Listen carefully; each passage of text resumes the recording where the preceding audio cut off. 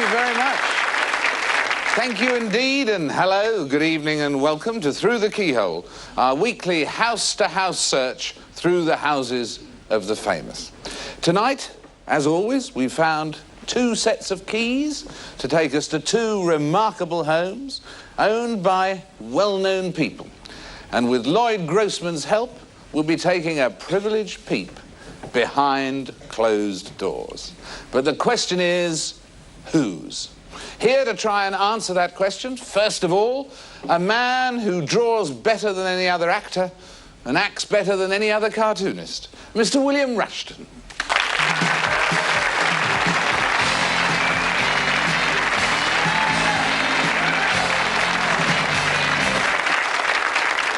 And now here she is, the femme fatale of Fleet Street, pretty in pink, Eve Pollard.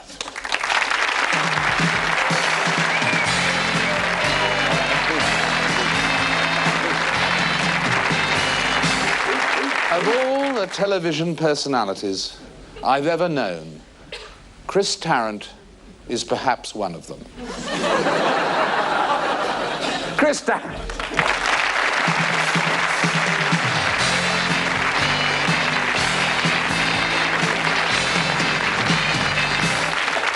Now then, let me tell you a little more about the game. With the help of these magic keys, we'll be taking a careful look inside two fascinating homes.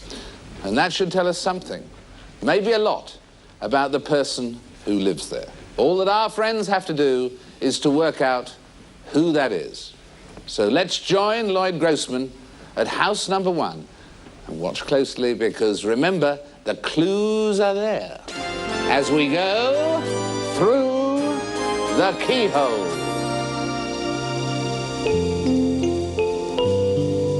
This is a very fast-looking American-style sports car. It's even got a black rubber wing on the back, so it obviously belongs to a fairly racy person. There's a sort of bright blue weights in the boot, so this is someone who's very interested in body culture and quite stylish as well.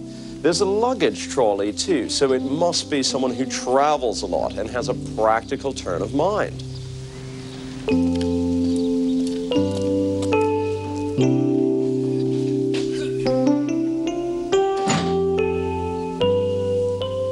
Well, they obviously enjoy decorating. Gosh, he gets around. I'd love to know what he's measuring. There's a splendid set of fish plates here, so someone in the family must be a keen angler. Now, this is a very cozy and compact sitting room.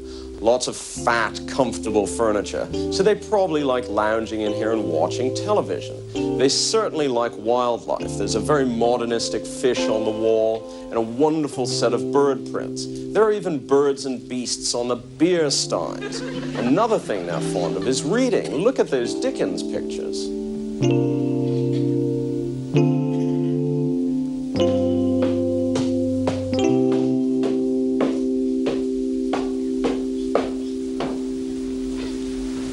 Well, we've finally reached the wallpaper zone. This room is very coordinated, rather gentle colors, so it's probably someone who's quite quiet and certainly has an artistic temperament. But I think rather than being a painter, it's probably someone who's more of a face painter, because there's quite a collection of cosmetics and makeup-related items. Some of them even look frightfully high-tech. There could be an interest in swimming, I think. And it's a person who's extremely busy and I fear rather untidy. Look at this address book. Whoever it is obviously knows everyone and finds it very hard to keep track of them. And I think that these cupboards probably hide a complete and utter mess. So let's fling this open and see. Well, it's surprisingly tidy, actually, but this person is obviously a real hoarder. Look at all the stuff crammed in here. There seems to be a tremendous interest in photography, lots of rolls of film, box of prints, maybe an amateur photographer. Certainly someone who likes old newspapers. Look at that heap of them. There's a definite interest in dressing up and in going to parties, going to events. There are amazingly glitzy shoes here. And it's someone who adores clothes, loves playing games and pretending, I think. Well, until I saw this, I never realized that the abominable snowman was made out of polyester. But there's also a childish part of this person's personality. There's a profusion of stuffed animals, even including a psychedelic bunny. Let's look at the evidence. The metallic fish, the overweight address book, the waterlogged bottom. What sort of person lives in a house like this? David, it's over to you. Thank you very much indeed, Lloyd. And now for our home and our studio audience, though not for our panel, here's whose house it is.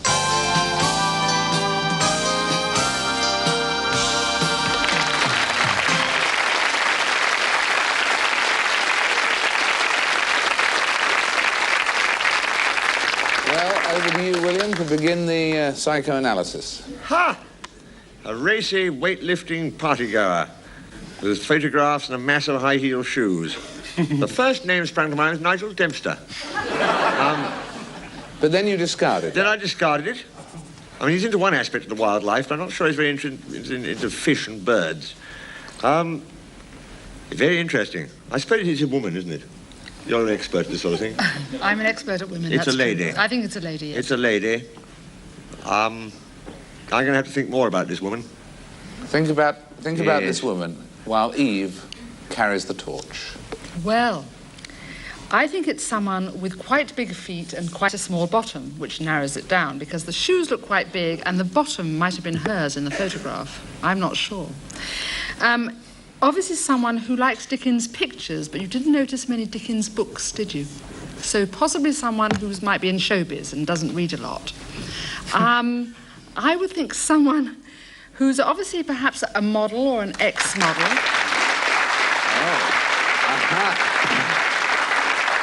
Is she striking gold here? Who got a lot of free shoes. All right. I'll have to think. All right, have a thought about that, Chris. Yes, I got as far as that. Weightlifting traveller. Originally, I had Margaret Thatcher written down, and I cancelled that. Carrying the cabinet for years. Then I had it down as far as a model, but then I thought, if it was Samantha Fox, fishing would be a physical impossibility, so I discarded that. But it's someone like that. I think it's a slightly older generation model. A sort of last wave of starbirds, or someone like that. All right, well, we're moving forward here. Willie. It's a tasteful one, isn't it? And tasty, one imagines. I just wrote down, for no better reason, I just like looking at the name. And if it was, I'd have to leave the room. I put down Joanna Lumley. No. Damn. That was not Joanna Lumley's bottom. Eve. I think that Hugh Hefner gave a clue, even though it wasn't spelt right. And I think maybe it's Marilyn Coles. Now, that's an intelligent thought. OK, then, Chris? It's someone like Gilly Johnson. Well, that's pretty close. No, one of those. Jean Shrimpton or... Could have... No, we counted out Nigel Dempster. Not Jimmy Savile. You're very close. Any of you can come in. You can have another go, Eve, if you can... Is it the owner of that nice black bottom? Bronzed bottom. It was brown. It was a brown bottom. Brown bottom. Would you have your own bottom on the wall, I ask you? Well, you said might. Samantha Fox. You were nearly there. Oh, nearly there with Samantha. She wouldn't have her bottom in a picture, though, would she? She'd have something else. Is it Linda Lusardi's bottom? It is. It's Linda Lusardi's bottom. Stepping out from page 3, it's Linda Lusardi coming through the keyhole.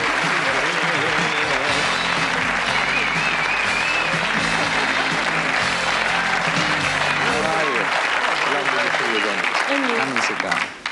Now, the first question is, Linda, how did Chris recognise your bottom?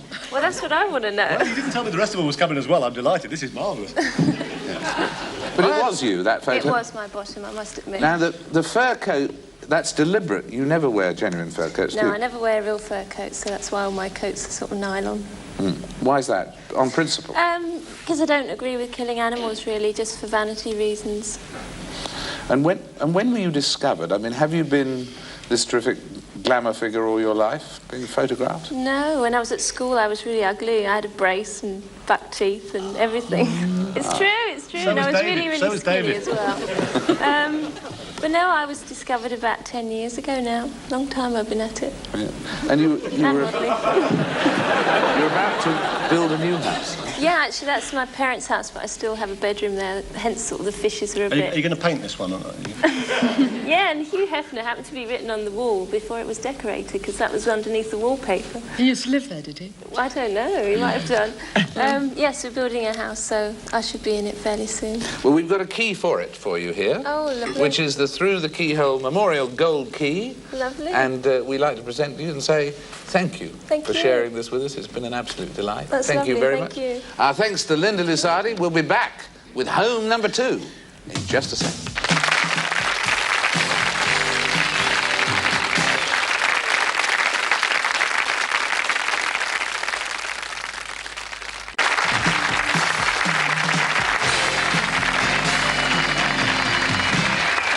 Welcome back. Welcome back to Through the Keyhole. In our postbag this week, Mrs. Harris of Arbroath says, quote, "Whenever I cook rice, it always comes out stuck together. Do you have any advice?" Certainly, Mrs. Harris, Lloyd says that he has a foolproof method of cooking rice to avoid this problem. You simply cook each grain separately. And Mrs. Parker from Stowmarket says, "Can you tell me, is there anything I can add to improve a vegetarian dish?" Lloyd says, "Yes, a large, juicy steak." But right now, let's join Lloyd at house number 2. See if you can spot the clues as we go through the keyhole.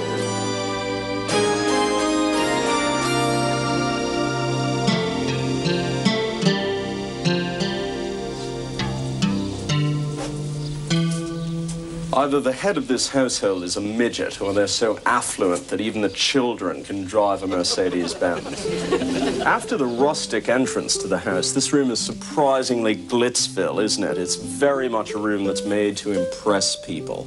It comes from the if you've got it, flaunt it school of design. Everything is very richly decorated. All this carving around the bar. So it's a room that's calculated to impress and maybe even slightly overawe people.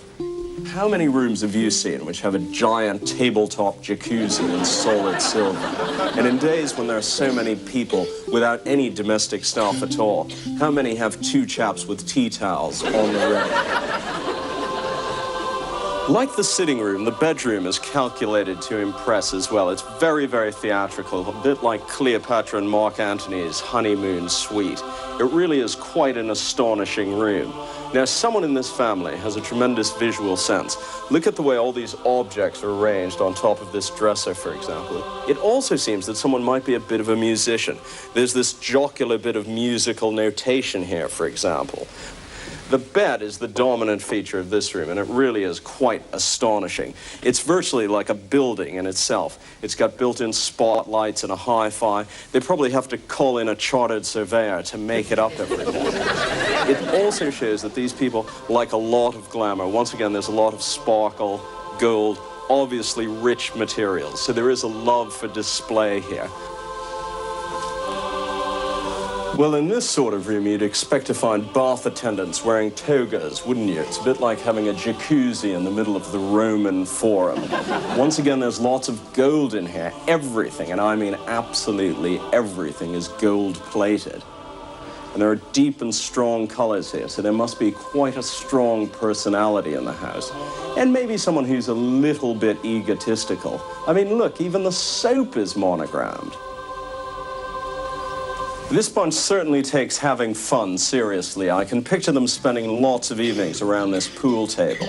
It seems that someone in the family has more than an amateur interest in horseflesh.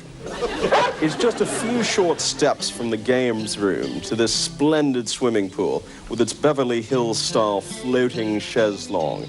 So it's clear that leisure is an important part of this family's life. Let's look at some of the evidence. The baby Mercedes, the stereo bed, the monogrammed soap, and the leaping horseflesh. Who lives in a house like this? Well, David, it's over to you. Thank you again, Lloyd. And now for our home and studio audience, here's whose house it is.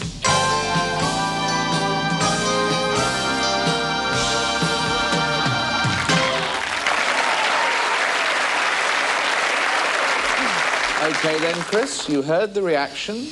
You're a psychologist and a psychiatrist. Speak. Someone very popular, so politicians are out.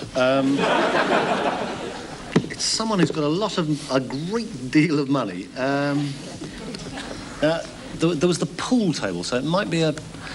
The only way you make money like that is either you're a criminal, could be, or you're a musician of some sort, you're a pop star or something, or you're a snooker player. It's one of those three. But obviously spends a lot of time in this huge bed, doesn't he, with a mirror on the ceiling and lying there watching his girlfriend have headaches.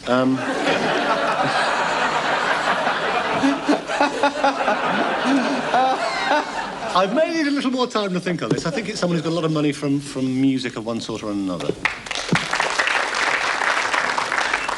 Eve.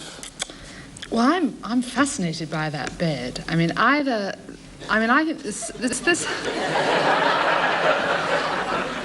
this house is owned by a man who knows how to get a girl over the jumps in every possible way. Over the jumps? Quite apart from the jockey and the horse. For a start, either he's very attractive, or because of the mirror, very short-sighted. Because it wouldn't be a pretty sight, would it? And possibly drinks a lot, because you notice even the ceiling is pleated, so that it sort of gives that soft haze in the morning, not a shock to the system. I'm worried about all that carving of the grapes and the bar, really.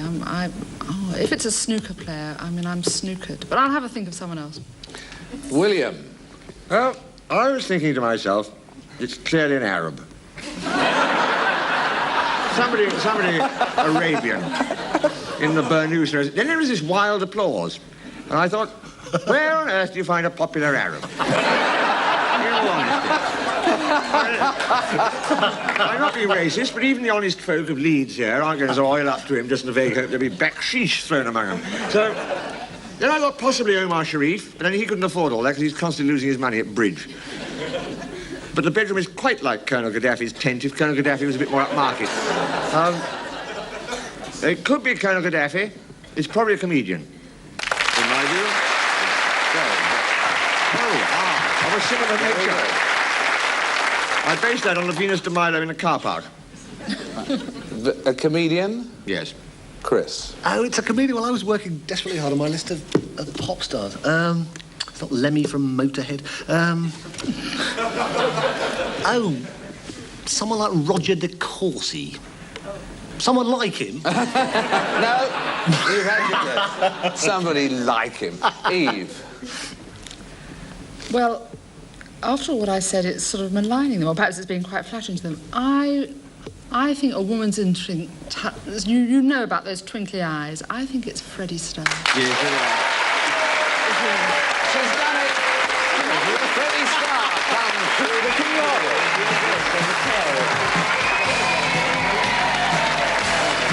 Great, Freddie.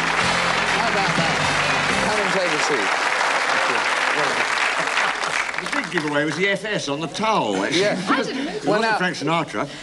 No, because F and S, because your wife's name is Sandy, yes. What was it? Was it Freddie Starr, Freddie and Sandy, or as he says, Frank Sinatra? It was Freddie and Sandy, actually, because I like to do things there, because I do all my own interior decorating myself, you see. Do you?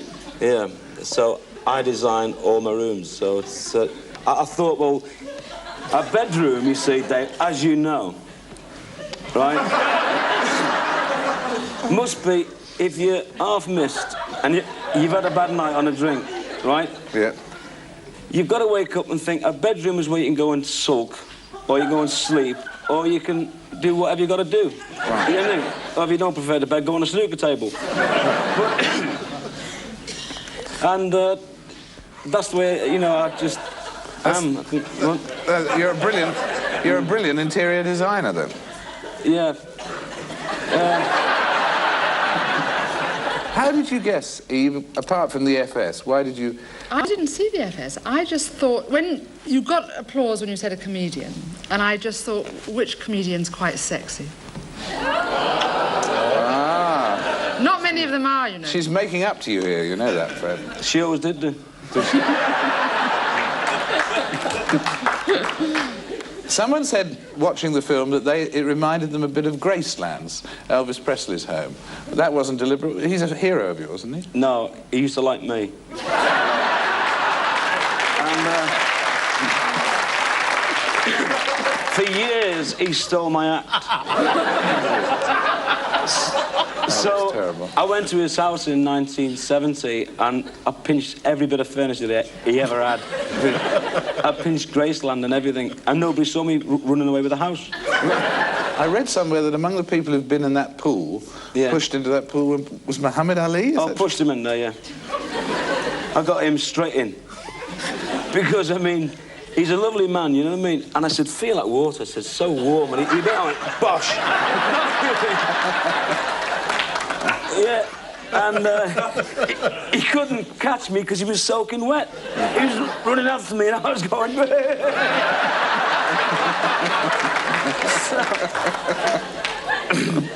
Very successful. Have other people had this privileged treatment as well? Inglebill Humperdinck's been in there, yeah.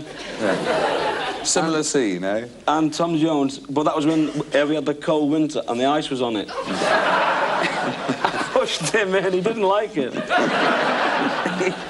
After all those headlines, I was looking for some hamsters, but they weren't... I didn't see any hamsters. Oh, I love hamsters. I eat one a day. Oh, by the way, I am a vegetarian, and also, this is the record book, because I've got a book coming out shortly, and I'm a vegetarian and I'm a teetotaler, so whoever said that I'm a big drinker, was it Sue? Eve. Eve. Sorry. Hi. Eve, sorry. Eve. I don't drink, and that's why I have that bed like it is. If you're with a woman, you've got to know what you're doing. Especially if one's like you. You can test my bed out any time. Well, what a happy note, a happy romantic conclusion. In fact, the three of you can. Let's all go, come on!